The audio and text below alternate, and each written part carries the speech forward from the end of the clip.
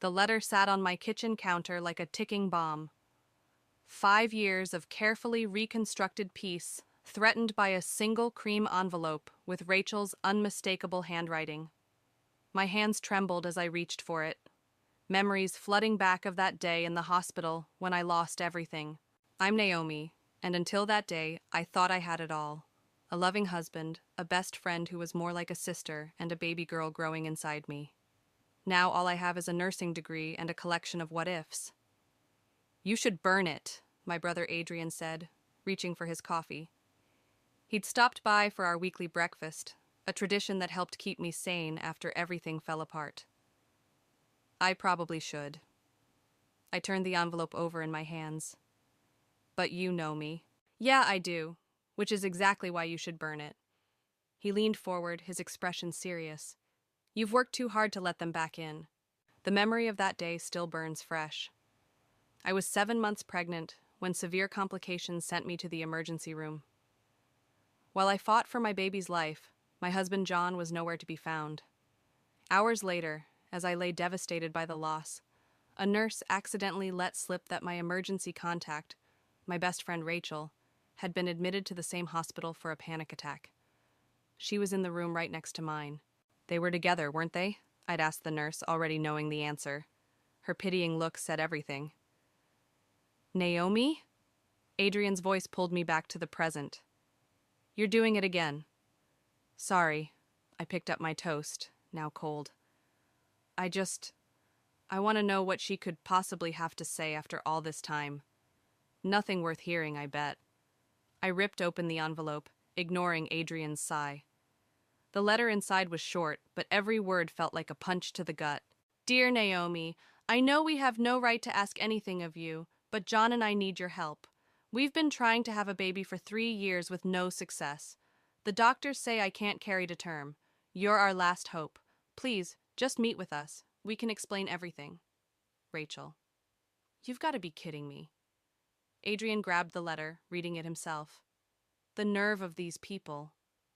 I stood up, pacing my small kitchen. They want me to be their surrogate? After everything? Tell me you're not actually considering this. I stopped at my window, staring at the hospital where I now worked as a labor and delivery nurse. Every day I helped bring new life into the world, while my own chance at motherhood had been stolen from me. Of course not, I said, but something stirred inside me, an idea, dark and tempting. My phone buzzed, a text from my colleague Sadie. Emergency at work. Can you cover for me? I have to go, I told Adrian, grateful for the escape. Early shift. He stood, gathering his things. Promise me you'll throw that letter away. Promise, I lied, tucking it into my scrub pocket. At work, between checking on patients, I couldn't stop thinking about Rachel's request.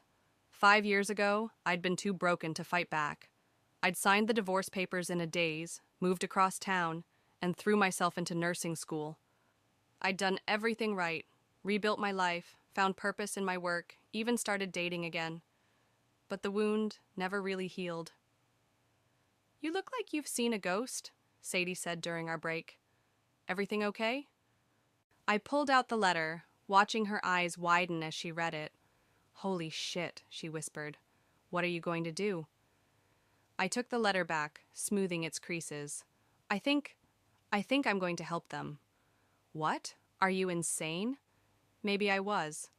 But for the first time in 5 years, I felt truly alive. They want a baby so badly? Fine, I'll give them exactly what they want. Naomi, Sadie's voice held a warning. Don't worry, I said, pulling out my phone to compose a reply. I know exactly what I'm doing. My fingers moved swiftly across the screen. Dear Rachel, I'm surprised to hear from you. You're right, we should meet. There's a lot to discuss. How's tomorrow at 2? The response came almost immediately. Thank you, Naomi. You don't know what this means to us. I smiled, tucking my phone away. They had no idea what they were walking into. 5 years ago, they'd destroyed my life when I was at my most vulnerable. Now they were the vulnerable ones, desperate for my help. The perfect chance to make them understand exactly what they'd done to me. I don't like that look in your eyes, Sadie said softly. Don't worry, I repeated, standing up as my break ended. Everything's going to be just fine. But as I walked back to my patients, my hand drifted to my flat stomach, remembering the daughter I'd lost. Tomorrow, I'd face the two people who had betrayed me at my lowest point, and this time, I'd be the one in control. The coffee shop felt too small as I watched them walk in. John still had that confident stride, though his hair had started graying at the temples. Rachel looked thinner than I remembered, her designer clothes hanging loose on her frame. They spotted me in the corner booth, and I could see Rachel's steps falter. "Naomi," John said, his voice softer than I expected. "Thank you for meeting us." I gestured to the seats across from me, keeping my face neutral. "Please, sit." They settled in awkwardly, Rachel's hands fidgeting with her purse strap. The silence stretched until our server arrived to take their orders. "Just water," Rachel said quickly.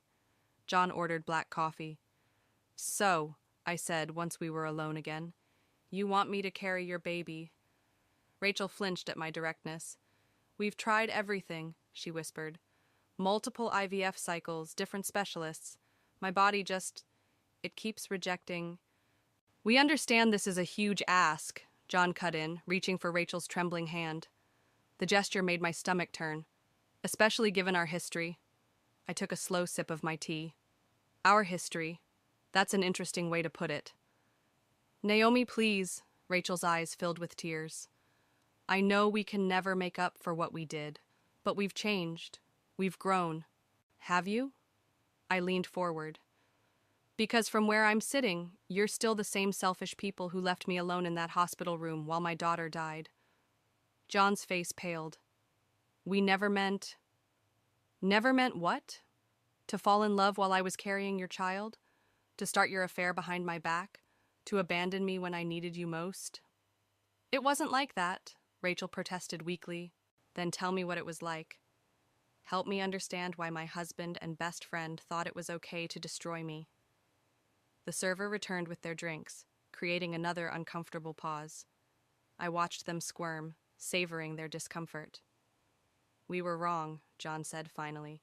"Terribly, unforgivably wrong. If we could go back..." "But you can't," I interrupted. "And now you want my help." The irony is almost poetic. Rachel wiped her eyes. "We've been to every fertility clinic in the state. None of the other surrogates worked out. You're our last hope, Naomi. Please." I sat back, studying them. Rachel looked desperate, haunted. John couldn't meet my eyes. Perfect. "I'll do it," I said. They both stared at me, shocked. "What?" Rachel breathed. "I'll be your surrogate, under certain conditions." "Anything," John said quickly. "First, we do this through proper legal channels. My lawyer draws up the contract, not yours." They nodded eagerly. "Second, I want full transparency about everything. Medical records, genetic testing, all of it. No secrets." "Of course," Rachel agreed. "And third," I paused, making sure I had their complete attention, "you both agree to weekly counseling sessions, together and separately." John frowned. "Counseling?" "You want me to carry your child. I need to know you're both mentally prepared for parenthood, that you've dealt with your issues." Rachel grabbed John's arm before he could protest. "We'll do it, whatever you want." I pulled out my lawyer's card, sliding it across the table. "Call Tobias. He'll handle the paperwork. Once everything's signed, we can start the medical procedures." They stood, Rachel looking like she might hug me. I stepped back quickly. "This is just business," I said coldly. "Don't mistake it for forgiveness." After they left, I remained in the booth, my hands shaking as I pulled out my phone to text Adrian. They agreed. Everything's set.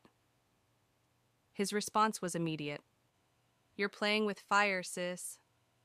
Maybe I was. But watching their desperate faces, seeing how badly they wanted this baby, I knew I'd made the right choice. They'd taken everything from me 5 years ago. Now it was my turn to show them exactly how that felt. Back at work that evening, Sadie cornered me in the break room. "Well," she demanded, "how did it go?" "They agreed to everything, even the counseling." She shook her head. "I still think you're crazy." What happens when they figure out what you're really doing? I smiled, thinking of Rachel's tears, John's guilt-ridden face. They won't. They're too desperate for this baby to question anything. And what about you? Sadie asked softly. Are you ready to carry another child? To go through all that again? The question hit harder than I expected. I turned away, organizing supplies to hide my expression. I'm not doing this to have a baby, I said firmly. I'm doing this to make them understand what they did to me. And then what? I closed the supply cabinet with more force than necessary. And then I'll finally be able to move on. But as I headed home that night, past the nursery wing where newborns cried and parents celebrated, I wondered if I was lying to myself. Was this really about revenge? Or was I chasing something else? Something I'd lost 5 years ago in a hospital room, alone and betrayed. Tomorrow I'd meet with Tobias to start the legal process. There would be no turning back after that. No room for doubt or second thoughts. They wanted my help? Fine. They'd get exactly what they deserved. The fertility clinic's waiting room was eerily quiet as I sat between John and Rachel, waiting for our first appointment. 2 months of legal paperwork and preliminary tests had led to this moment.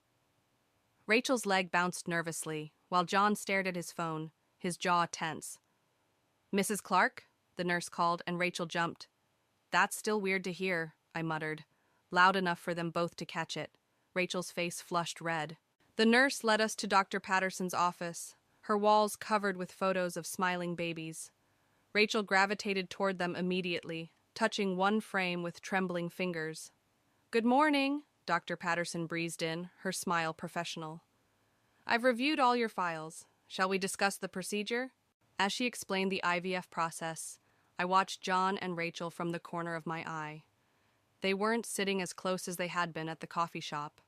Rachel kept reaching for John's hand, but he remained stiff, distant. "Any questions?" Dr. Patterson asked. "I have one," I said. "I'd like to see Rachel's complete medical history."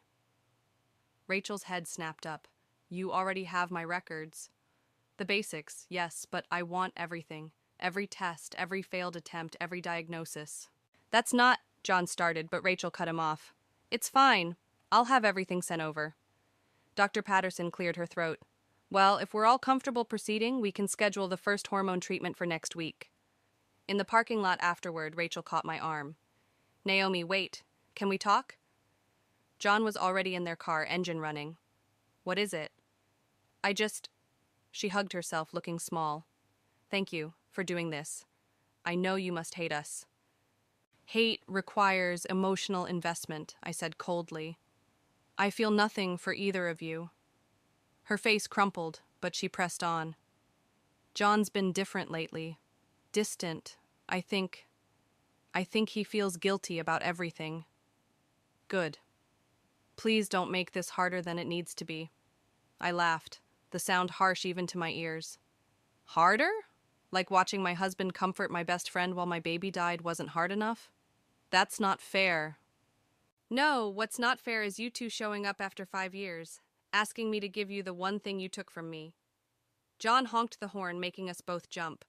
Rachel wiped her eyes and hurried to the car. I watched them drive away, noting how they sat as far apart as the seats allowed.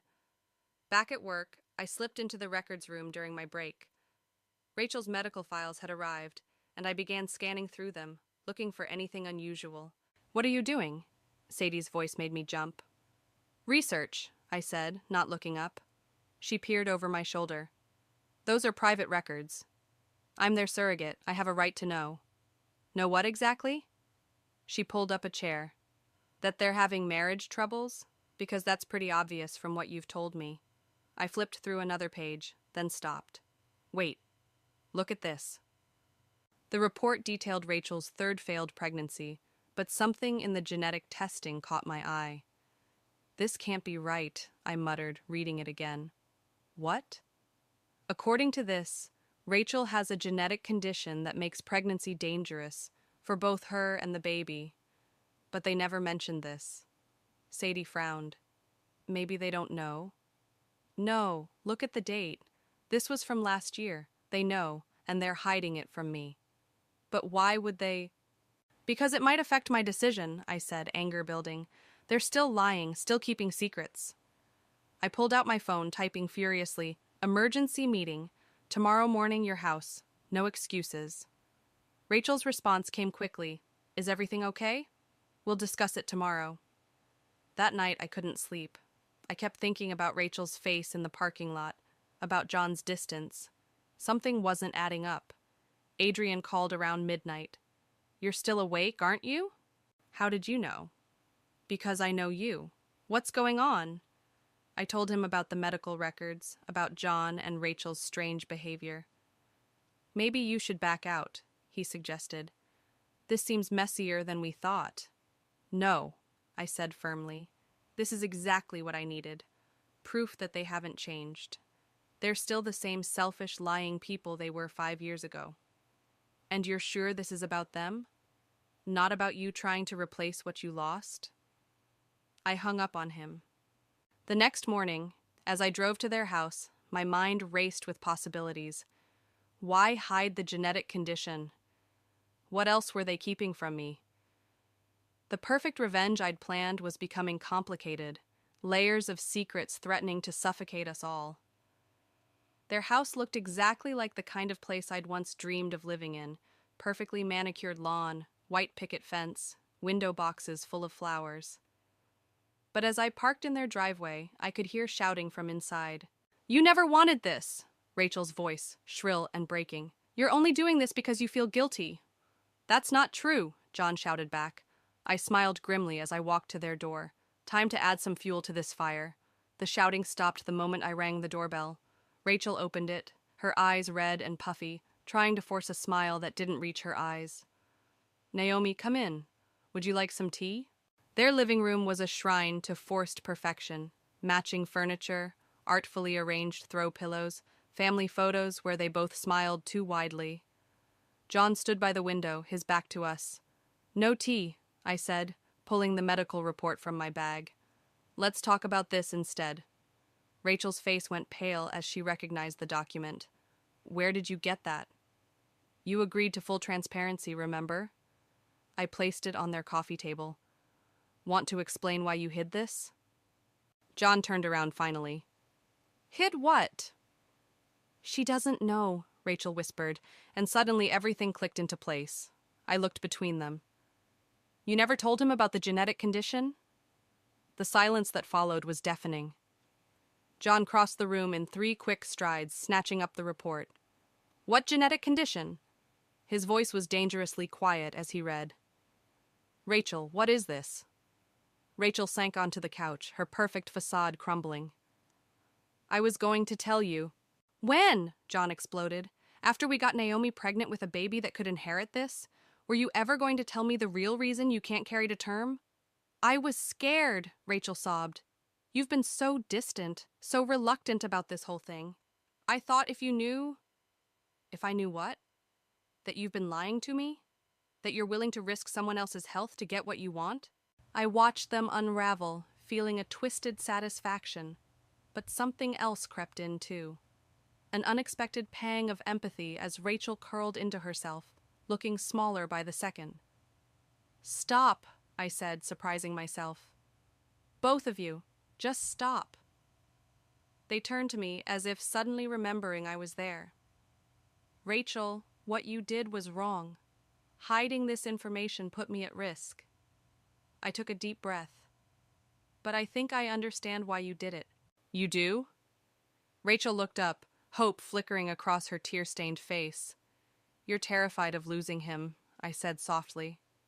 "Just like I was." John made a choked sound and sat heavily in an armchair. "The counseling sessions," I continued. "Have you been going?" Rachel nodded. "Separately. John wouldn't do the couples sessions." "Because this isn't what I want," John burst out.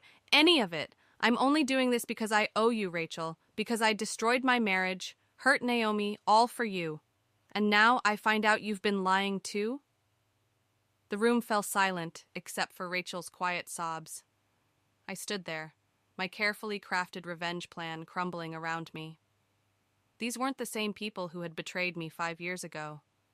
They were broken, struggling, drowning in guilt and unspoken truths.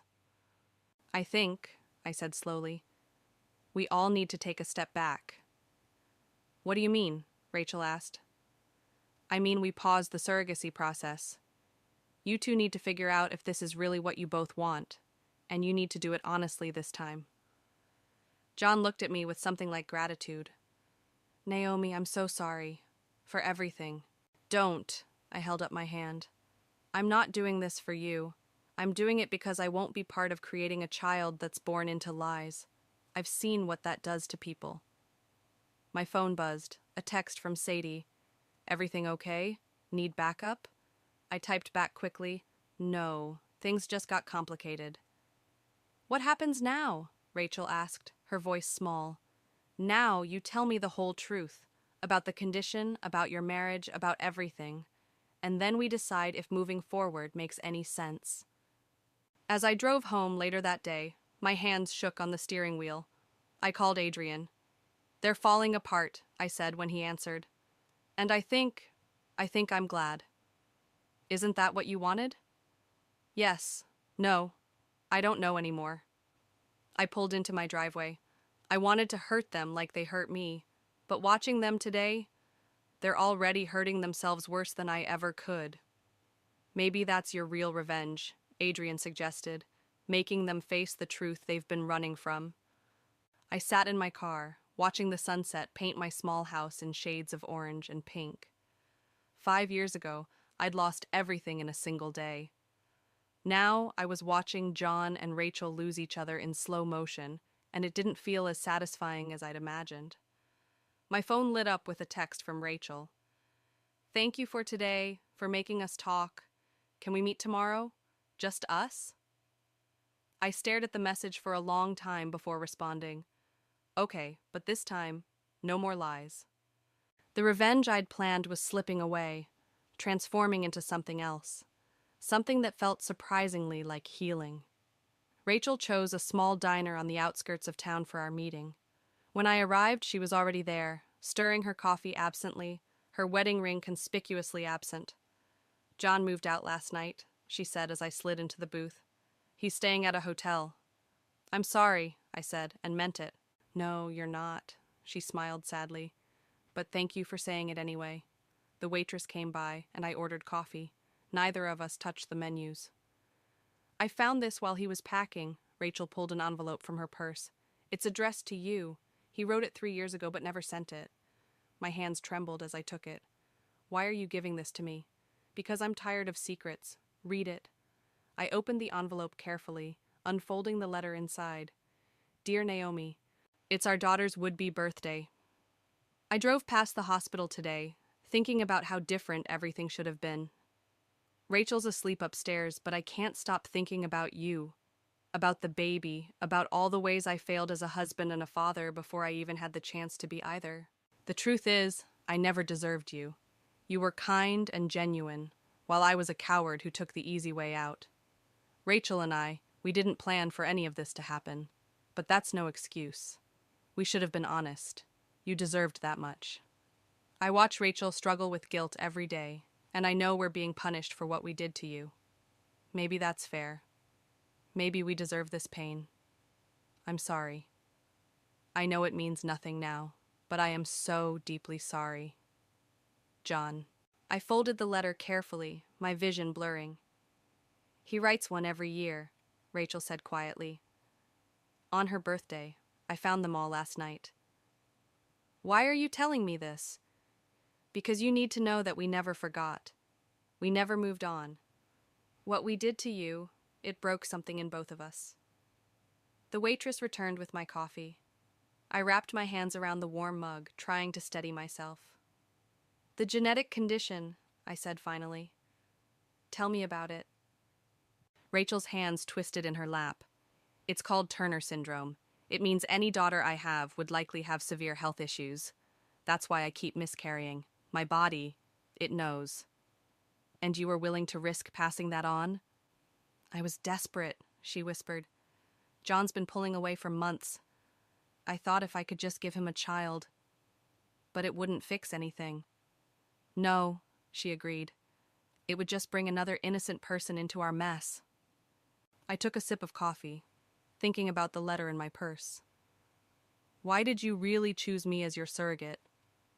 Rachel looked out the window, tears sliding down her cheeks. Because I thought if you helped us create something beautiful, maybe it would make up for what we destroyed. Stupid, right?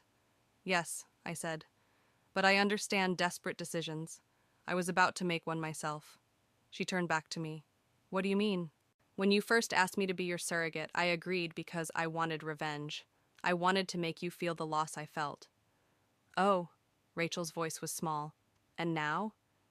Now I realize we're all still stuck in that hospital room 5 years ago. You, me, John. We never really left.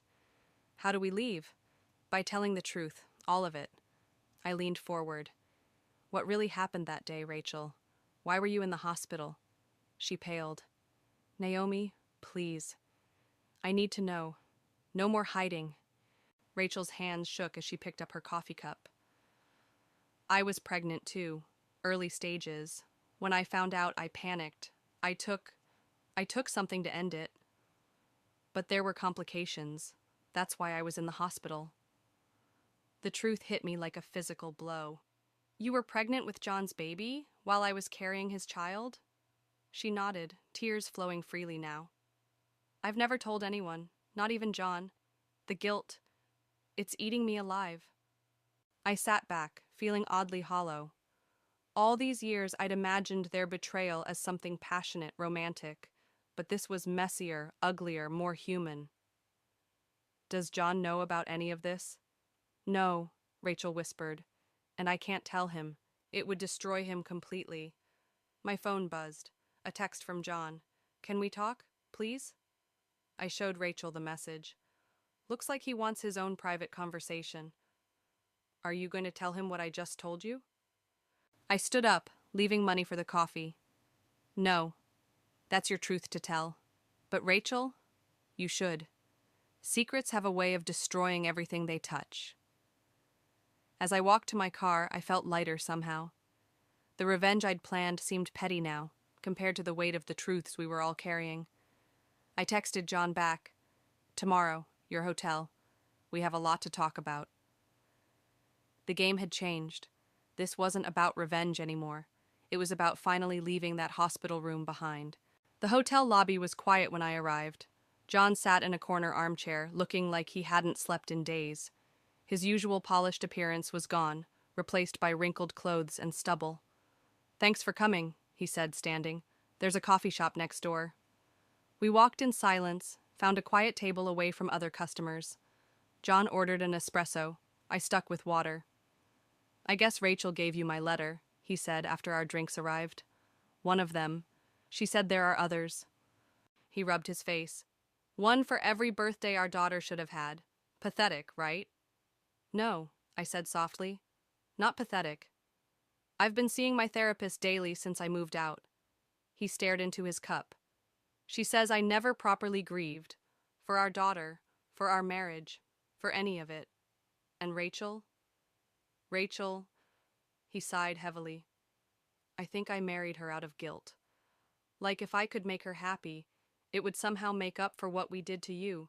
A barista dropped something in the kitchen, the crash making us both jump. Did it work? I asked. Nothing works. We're both just pretending, playing house while drowning in secrets. I pulled out my phone, scrolling to a photo I'd taken of Rachel's medical records. Speaking of secrets, I found something else you should see. He took the phone, frowning as he read. These dates. This was before we even approached you about surrogacy. Keep reading. His face went pale. The genetic testing, the risk factors. She knew about all of this? She knew the risks, not just to her, but to any baby she might have. And she still wanted... He set the phone down carefully, his hands shaking. She was willing to risk a child's health just to keep me? People do desperate things when they're scared of losing everything. Like having an affair with their best friend's husband? His voice was bitter. Like agreeing to be a surrogate to get revenge, I countered. He looked up sharply. What? That's why I said yes, John. I wanted to make you both suffer, to give you hope, and then take it away. Oh. He was quiet for a moment. I guess we all have our secrets. The difference is, I'm telling you mine. A group of teenagers entered the coffee shop, their laughter jarring against our heavy conversation. There's something else, I said. Something Rachel told me yesterday. Don't. He held up his hand. If Rachel has more secrets, she needs to tell me herself. Even if keeping quiet means you might make decisions based on incomplete information. He laughed hollowly. My whole life is based on incomplete information. At least now I know that. What are you going to do? I filed for divorce this morning. The words hung between us like smoke. Part of me, the part that had plotted revenge, should have felt triumphant. Instead, I felt oddly empty. Are you sure that's what you want? Want? He shook his head. What I want is to go back 5 years and make different choices. What I want is to be worthy of the family I could have had with you. What I want is impossible. John, no, let me finish. I've been a coward for too long. He met my eyes directly. I loved you, Naomi, really loved you, and I threw it away because I was scared of how much I loved you, of failing you, of not being enough. Rachel was safe, familiar, an escape. And now? Now I know there's no escape. We all have to face what we've done eventually. My phone buzzed, a text from Rachel. Is he okay? I showed it to John. Tell her I'm fine, he said. Tell her I'm ready to hear whatever she needs to say. As I typed the response, John pulled out his wallet and laid some cash on the table. Thank you, he said, standing, for showing me those records, for being honest about your intentions, for everything. Where are you going? To talk to my wife, or soon-to-be ex-wife, whatever she is. He paused. You know, I thought having a baby would fix everything, but we can't create new life when we're still living in death. I watched him leave, thinking about the daughter we lost, about Rachel's secret pregnancy, about all the babies that would never be. My phone buzzed again, Sadie this time. How's Operation Revenge going? I typed back. It's not. Everything's changed. Changed how? I stared at her message, thinking about John's letters, Rachel's tears, the weight of secrets finally spoken aloud. I'll tell you tomorrow, I replied. Right now, I need to make a call. I scrolled to Tobias's number, my finger hovering over it. One call, and I could officially end the surrogacy agreement. End this chapter of all our lives. But first, Rachel and John needed to have one final conversation. One last truth to set us all free. The call came at 3 a.m. Rachel's voice was barely a whisper. Can you come over, please? I found them in their living room, sitting on opposite ends of the couch. The space between them might as well have been an ocean. Empty wine glasses sat on the coffee table alongside crumpled tissues and what looked like divorce papers. I told him, Rachel said as I entered. Everything. John's face was ashen, his hands gripping his knees. I needed you both here for this, to put everything on the table. I sat in the armchair, completing our triangle of broken people. Okay, I'm here. Start from the beginning, John said to Rachel. Tell Naomi what you told me. Rachel's hands trembled as she spoke. The affair? It started 3 months before your pregnancy, Naomi. I was John's shoulder to cry on when he panicked about becoming a father. One thing led to another, and you got pregnant, I finished. John made a sound like he'd been punched. When I found out about the baby, our baby, I was terrified. But I was going to tell you, Naomi. I swear I was. But then I took care of it, Rachel's voice was hollow. Without telling John, without telling anyone. And it went wrong. That's why I was in the hospital that day. While our daughter was dying, I said quietly. Yes. Tears streamed down Rachel's face. I've hated myself every day since then. When the doctors told me about the genetic condition later, about how I might never have a healthy baby, it felt like punishment. So you thought using me as a surrogate would fix everything? The bitterness crept back into my voice. I thought, Rachel looked at John, I thought if we could create something pure, something good. But we can't, John interrupted, because nothing built on lies can ever be pure. Silence filled the room. Outside, a car alarm went off briefly, before falling quiet. I wanted to hurt you both, I said finally. When you asked me to be your surrogate, I saw my chance for revenge. I was going to wait until you were invested, hopeful, and then take it all away.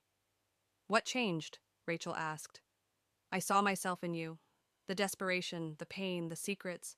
We're all just broken people trying to fix things in the wrong ways. John stood suddenly, pacing the room. Do you know what I remember most about that day in the hospital? Not finding out about the affair, not even, his voice cracked, not even losing our daughter. I remember the silence, how quiet everything was when it all fell apart. I remember the beeping, I said, the monitors, the doctors talking in hushed voices. I remember praying, Rachel whispered, bargaining with God. Take my baby instead of Naomi's, I said. Make me pay the price, not her. But that's not how it works, I said. We all paid the price. We're still paying it. John stopped pacing.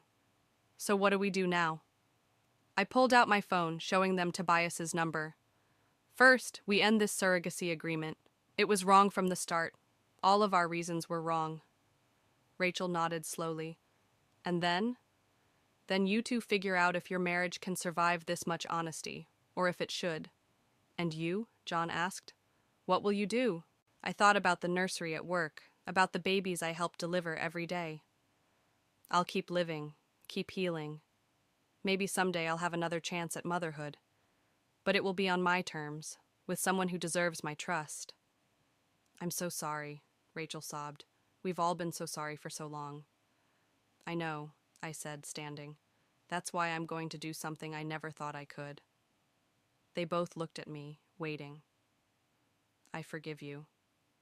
The words hung in the air like a release, like the first breath after being underwater too long. Not for you, I continued. For me.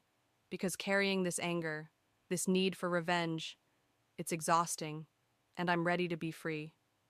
John wiped his eyes. Thank you. Don't thank me. Just do better. Be better. Whether that's together or apart. I called Tobias on my way out, leaving them to figure out their next steps. His voicemail picked up. Tobias, it's Naomi. The surrogacy agreement. Cancel everything. I'll come by tomorrow to sign whatever I need to sign. As I drove home in the pre-dawn darkness, my phone lit up with texts from both of them. Rachel, thank you for making us face the truth. John, you deserved better. We all did. I didn't respond to either message. Some chapters need to end in silence, in the quiet acknowledgement that sometimes healing comes not from revenge, but from finally letting go. At home, I opened my window to watch the sunrise, thinking about all the babies I'd help bring into the world tomorrow. Each one a new beginning, a chance for something pure and true. And for the first time in 5 years, that thought didn't hurt. The autumn breeze carried the scent of fallen leaves as I walked through the hospital garden. This had become my favorite lunch spot, a quiet place to decompress between deliveries. Today, though, I wasn't alone. I thought I might find you here, Sadie said, sitting beside me on the bench. Rough morning? Beautiful morning, actually. Twins. Both healthy, both perfect. She smiled, handing me a coffee. You seem different lately. Lighter. I am. I watched a pair of birds chase each other through the trees. Did I tell you Rachel called yesterday? No. What did she want? To let me know she's moving to Seattle. Fresh start, she said. The divorce was finalized last week. How do you feel about that? I considered the question, sipping my coffee. Honestly, I hope she finds what she's looking for. That's surprisingly generous of you. Maybe. Or maybe I'm just tired of carrying around other people's guilt alongside my own.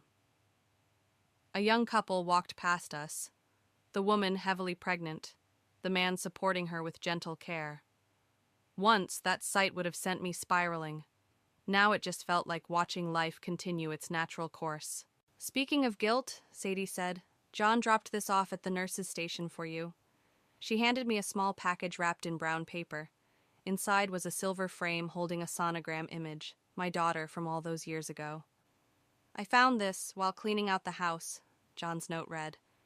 She deserved to be remembered, and you deserve to have this piece of her. Oh, Sadie breathed, reading over my shoulder. Are you okay? Yeah, I traced the tiny profile in the image. I really am.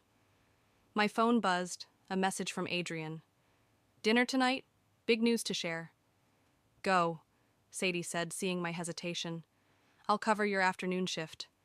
You sure? Positive. Besides, you've earned some happiness of your own. At the small Italian restaurant Adrian loved, I found him practically bouncing with excitement. What's the big news? I asked, sliding into the booth. Remember that promotion I mentioned, the one in Chicago? You got it? He nodded, grinning. And I want you to come with me. What? Hear me out. The hospital there is twice the size of this one, with a state-of-the-art maternity ward. They're always looking for experienced nurses. Adrian, you need this, sis. A fresh start. Somewhere without ghosts around every corner. I opened my mouth to refuse automatically, but stopped. What was really keeping me here? I'll think about it, I said instead. That's all I'm asking. Later that night, I sat in my garden looking at the stars. The frame from John sat in my lap, my daughter's image silvery in the moonlight. My phone lit up with a text from Rachel. Found this while packing. Thought you should have it. The attached photo showed 3 young women laughing at a beach. Rachel, me, and our friend Kate from college. We looked so carefree, so unaware of how life would change us all. Remember who we were, Rachel's next message read. But more importantly, remember who we can still become. I looked at the sonogram again, thinking about Chicago, about fresh starts and new beginnings.